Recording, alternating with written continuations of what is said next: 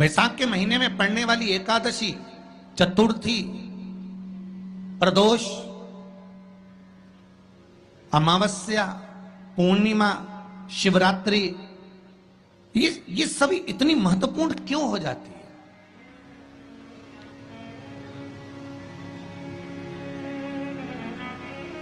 इसकी महत्वता इतनी प्रबल क्यों हो जाती है? किस लिए? क्योंकि बैसाख का जो महीना पड़ता है, सूर्य की संपूर्ण तपन, सूर्य देव अपने पूर्ण तेज के साथ में, पूर्ण तेज के साथ में मृत्यु लोक के निवासियों पर, चाहे जलचर हो, थलचर हो, वायुचर हो, चाहे जो जीव हैं, उस पर जब किरण फेंकते हैं तो संसार का जो मनुष्य है उस पर जब ताप पड़ता है तो ताप पड़ने के कारण उसके मुख से भगवान का नाम निकल ही जाता है, स्मरण नाम निकल ही जाता है। जब उसके मुख से भगवान का नाम निकलता है तो वो भगवान की शरणागति खुद ग्रहण कर लेता है स्वयं।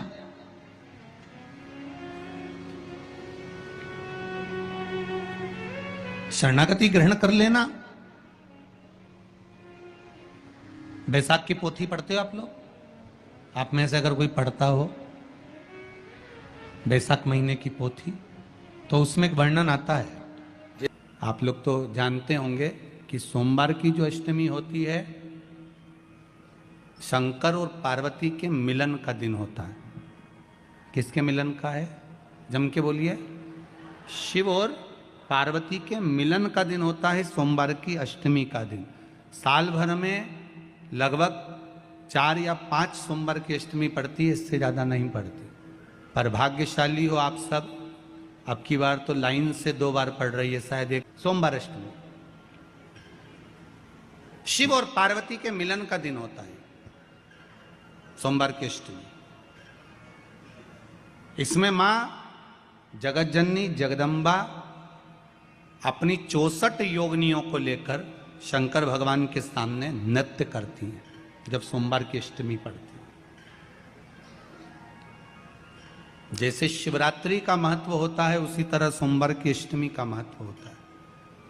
जब 64 योगिनियां माता शंकर भगवान के सामने नृत्य करती हैं तब भगवान शिव उठकर खड़े होकर उन 64 योगिनियों को अपने हस्त कमल पर धारण करते हैं, और हस्त कमल पर धारण करते हैं तब उन 64 योगिनियों को लक्ष्मियां प्रदान करती हैं।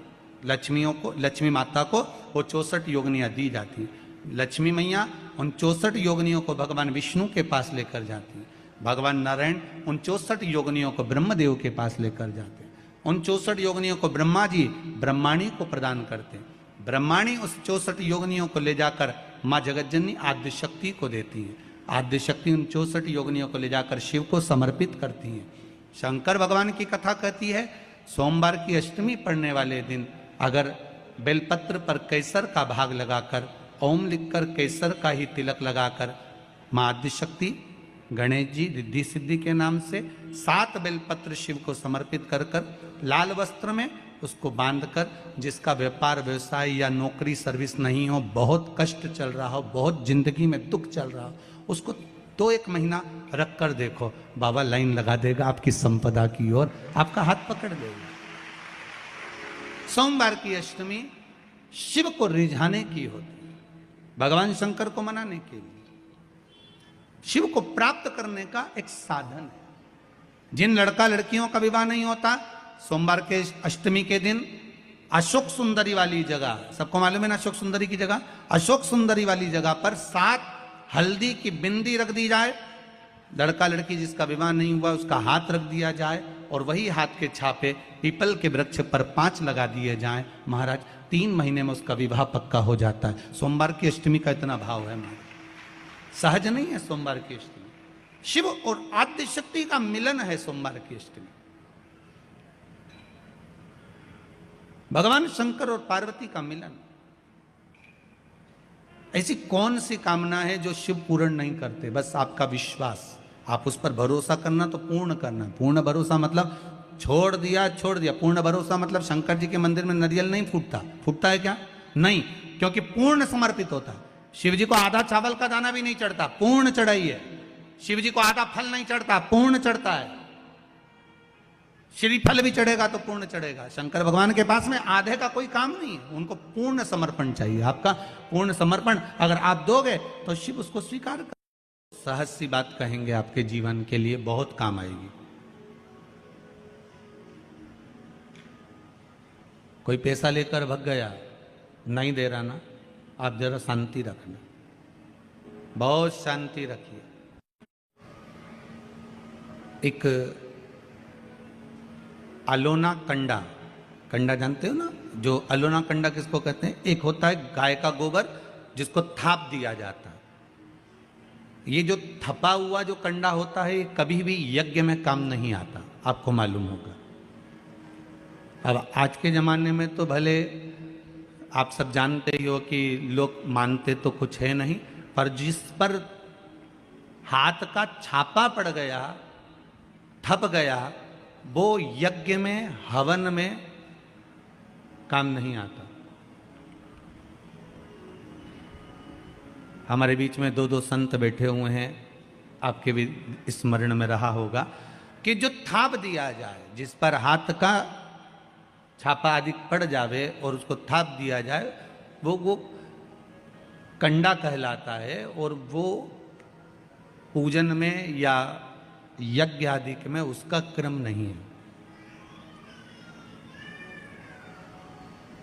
गाय जब पोटा करे और पोटा कर या उसको उठाकर ऐसा कैसा ही कहीं रख दिया गया, वो सूख गया, उसको अलोनी गोबरी कहते हैं, उसको अलोना कंडा कहते हैं।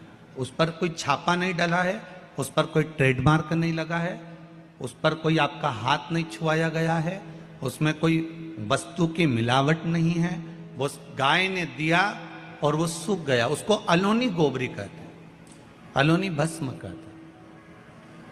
उस अलोने कंडे को लाइए, उसको जलाइए, उसकी भस्म तैयार करिए।